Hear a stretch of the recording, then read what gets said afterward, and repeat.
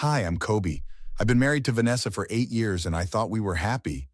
That was until I noticed the little things, hushed phone calls, password changes, and late-night work meetings that never seemed to produce any actual work. Kobe, honey, I'm heading out. Client dinner tonight, Vanessa called from the hallway, her heels clicking against our hardwood floors. Again? That's the third this week, I replied, stepping out of my home office. Which client is it this time? Vanessa paused, her hand already on the doorknob. Reynolds account, big fish, you know how it is. Sure, the Reynolds account. The one you mentioned was wrapped up last month? Her smile faltered for just a second. Different Reynolds, financial services, not tech. Right. Have fun, I said, watching as she checked her reflection one last time. The dress she wore wasn't her usual business attire.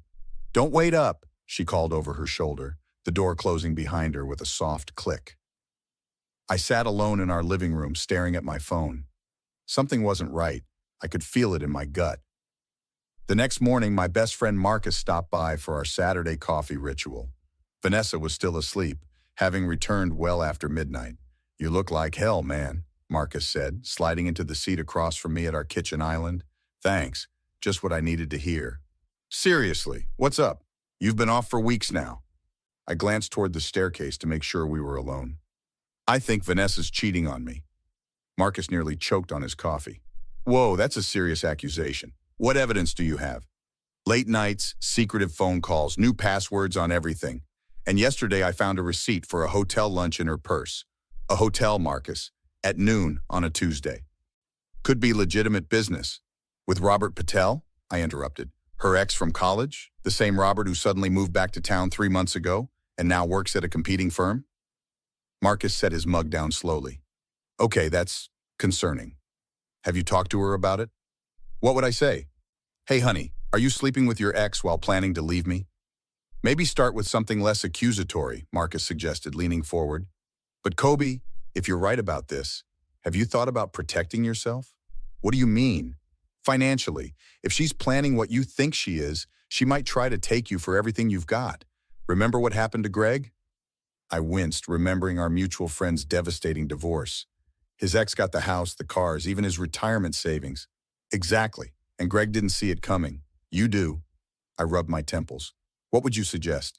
Talk to a financial advisor, maybe move some assets around, not hiding anything, just strategic planning. Before Marcus could elaborate, my phone buzzed with a text. It was from Alicia, Vanessa's assistant at her law firm. Kobe, I need to talk to you. It's important. Can we meet today? Alone? I showed Marcus the text. His eyebrows shot up. You need to meet her, now.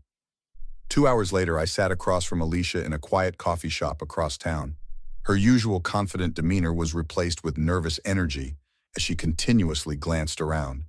I shouldn't be doing this, she said, her voice barely above a whisper. I could lose my job. What's going on, Alicia? She slid a folder across the table. Vanessa asked me to prepare these documents. She said it was for a client, but I saw your name on them. I opened the folder and felt my stomach drop. Divorce papers, already drafted, with a detailed list of our assets. She's been meeting with Robert Patel, Alicia continued, not for business, and she's been asking me to research how to transfer property before filing for divorce. I stared at the papers, a cold realization washing over me. When is she planning to file? 2 weeks from now, after your anniversary trip. She said. Alicia hesitated. Said what? She said it would be easier if you were in a good mood. That you might be more generous during settlement talks if you had just had a nice vacation. I closed the folder, my hands steady despite the earthquake happening inside me. Thank you for showing me this. What are you going to do? I met her concerned gaze. Exactly what she's planning to do, just sooner. The next morning, I called Patricia, my financial advisor, and scheduled an urgent meeting. This is serious, Kobe, Patricia said after I explained the situation. Her office was minimalist and spotless, much like her approach to problems. How joint are your finances? Too joint. We have the house, investment accounts, retirement funds, most of it's in both our names. Patricia tapped her pen against her notepad. And you're certain about her intentions? I have the divorce papers she's already drafted. She's planning to blindside me in 2 weeks. Then we need to act quickly but carefully. We can't hide assets. That's illegal and would look terrible in court. But we can rearrange things to protect your interests. What do you suggest? Patricia leaned forward. First, document everything. Second, we move your inheritance from your parents into a separate account. That was never marital property. Third, we look at the business investments you made before marriage. For the next hour, we developed a strategy. By the time I left Patricia's office, I had a clear plan. My next stop was my brother Derek's house. He answered the door in sweatpants, looking surprised to see me. "Kobe, what are you doing here on a Sunday?" "I need your help," I said, stepping inside, "and your discretion." Derek's expression grew serious as I explained the situation. "That's cold, man. After 8 years together? Apparently our marriage meant more to me than to her. What about couples counseling? Maybe this is salvageable." I shook my head. "She's already drafted divorce papers, Derek. While planning our anniversary trip, she's been seeing her ex. This isn't a rough patch. This is calculated." Derek paced his living room. "What do you need from me?" "I need to move some of my personal belongings somewhere safe. Things she might claim or destroy when this all comes out." "Of course. My guest room is yours. But Kobe, you should talk to a lawyer too." "Already on it. Meeting tomorrow." Later that afternoon, I met with Carlos, a mutual friend who worked at Vanessa's law firm in a different department. "I can't believe this," Carlos said as we sat in his car in a parking lot. "Vanessa always seemed so dedicated to you." "Appearances can be deceiving," I replied. "Has she mentioned anything at work? Any changes in behavior?" Carlos shifted uncomfortably. "I didn't think much of it at the time, but she's been having lunch with Robert Patel a lot, and they've been working late together frequently." "Working?" "That's what she said, but—" Carlos trailed off. "But what?" "Last week I saw them in the parking garage. They weren't just talking, Kobe. They were intimate." I clenched my jaw. "You're sure?" "Positive. I'm sorry, man. I should have told you sooner, but I didn't want to be that guy without concrete proof." "You're telling me now. That's what matters." As I drove home, my phone rang. It was Vanessa's sister, Tanya. "Kobe, what's going on?" "Vanessa just called me freaking out, saying you've been acting strange and asking about Robert Patel." "Interesting, that's where her mind went immediately," I replied. "What does that mean?" "It means your sister is planning to divorce me, Tanya. She's already drafted the papers." Silence filled the line for several seconds. That can't be right." "I've seen the documents. She's been seeing Robert again." "No," Tanya insisted. "You're mistaken. Vanessa wouldn't—" "Ask her about the hotel lunch last Tuesday. Ask her about the late nights working with Robert. Ask her why she's researching how to transfer property before filing for divorce." More silence. "If what you're saying is true," "It is." "Then what are you going to do?" "Protect myself. And when she makes her move, I'll be ready." 2 weeks passed. I had moved my inheritance money, secured my pre-marriage assets, and consulted with a divorce attorney. Nothing hidden, nothing illegal, just protected. I was sitting in our living room when Vanessa returned from her business trip to Chicago. In reality, a hotel 20 minutes away with Robert. "Kobe, you're home early," she said, setting down her suitcase. "We need to talk." I placed a folder on the coffee table, a copy of the divorce papers Alicia had shown me. "Care to explain these?" The color drained from Vanessa's face. "Where did you get those?" "Does it matter? You were planning to blindside me after our anniversary trip." "Kobe, I can explain." "Explain what?" "How you've been seeing Robert Patel behind my back. How you've been plotting this for months." Vanessa's shock transformed into defensiveness. "You went through my things. You spied on me. Don't turn this around. You were cheating while plotting to take everything I have." The front door opened and Marcus walked in. "What is he doing here?" Vanessa demanded. "Moral support," I replied, "since apparently we need witnesses for honest conversations now. This is private, between us." "Nothing's private anymore, Vanessa. Not after what you've done." "Fine," she snapped. "Yes, I was planning to file for divorce because I'm unhappy, because we've grown apart, because Robert came back to town." I interrupted. "It's not about Robert. The hotel receipts say otherwise." Vanessa paced the room. "Okay, yes, Robert and I have been seeing each other, but that started after I decided our marriage was over." "That's a lie," Marcus interjected. "Kobe has proof your affair started months ago." Vanessa whirled on him. "Stay out of this, Marcus. This isn't your business. It became my business when you started plotting against my best friend." She turned back to me, her voice suddenly softening. "Kobe, I'm sorry you found out this way. We can work this out amicably, split everything fairly." "Like you were planning with these papers?" claiming entitlement to my inheritance and premarital investments. That was just a first draft, she backpedaled. Obviously, we can negotiate. There's nothing to negotiate. I've already moved my inheritance and documented my premarital assets. Everything's legal. The realization hit her. You already moved money? Before I could, she stopped herself. Before you could what, Vanessa? Take it? Her face hardened.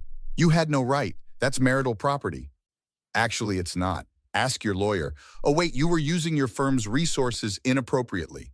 Vanessa's eyes flashed with anger. You think you're so clever. I will take you for everything. She grabbed a vase and hurled it against the wall, shattering it. Whoa! Marcus stepped between us. Calm down, Vanessa. Don't tell me to calm down, she screamed, grabbing another object. Vanessa, stop, I warned. You're only making things worse. Worse? I'll show you worse. She lunged toward me, but Marcus caught her arm. Let go of me, she yelled, struggling. She broke free and slapped him hard across the face. Get out of my house, both of you. It's my house, too, I reminded her. And you've just committed assault in front of a witness.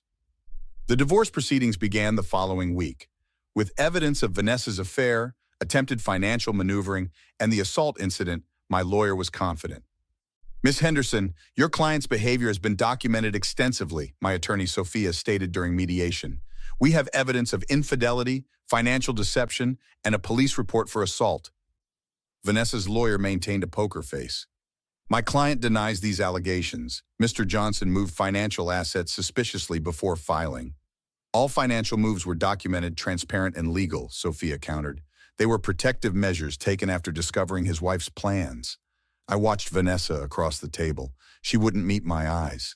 After mediation, I met with Alicia, who'd been fired after Vanessa discovered she'd warned me. I don't regret it, Alicia said. What she was doing was wrong. I can't thank you enough. You risked your job to do the right thing. Have you heard? Robert dumped her when the divorce got messy. Apparently, he was only interested when he thought she'd be coming into money. Karma works in mysterious ways. A month later, I ran into Vanessa at a restaurant while having dinner with Patricia. Kobe, can we talk? Privately? Her voice was softer than I'd heard in months. Patricia excused herself discreetly. Vanessa sat down, looking tired.